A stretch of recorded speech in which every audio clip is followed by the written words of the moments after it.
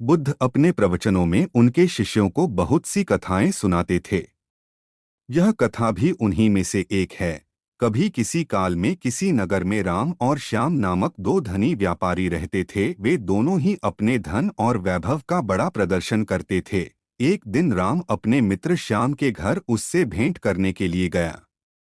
राम ने देखा कि श्याम का घर बहुत विशाल और 3 मंजिला था। 2500 साल पहले 3 मंजिला घर होना बड़ी बात थी और उसे बनाने के लिए बहुत धन और कुशल वास्तुकार की आवश्यकता होती थी। राम ने यह भी देखा कि नगर में सभी निवासी श्याम के घर को बड़े विस्मय से देखते थे और उसकी बहुत बड़ाई करते थे।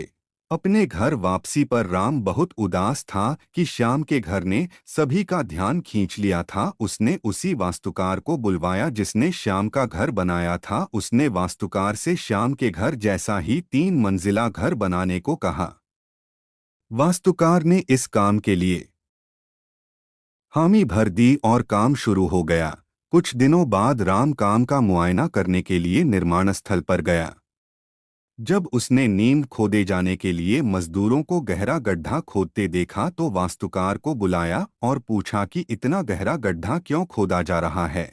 मैं आपके बताए अनुसार 3 मंजिला घर बनाने के लिए काम कर रहा हूँ। वास्तुकार ने कहा, सबसे पहले मैं मजबूत नींव बनाऊंगा, फिर क्रमशः पहली मंजिल, दूसरी मंजिल और तीसरी मंजिल बनाऊंगा। मुझे इस सबसे कोई मतलब नहीं है। राम ने कहा, तुम सीधे ही तीसरी मंजिल बनाओ और उतनी ही ऊंची बनाओ जितनी ऊंची तुमने श्याम के लिए बनाई थी नींव की, और बाकी मंजिलों की परवाह मत करो। ऐसा तो नहीं हो सकता, वास्तुकार ने कहा। ठीक है, यदि तुम यह नहीं करोगे तो मैं किसी और से करवा लूंगा।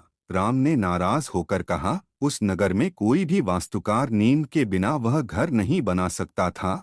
फलतः वह घर कभी न बन पाया। किसी भी बड़े कार्य को संपन्न करने के लिए उसकी नींव सबसे मजबूत बनानी चाहिए एवं काम को योजनाबद्ध तरीके से किया जाना चाहिए।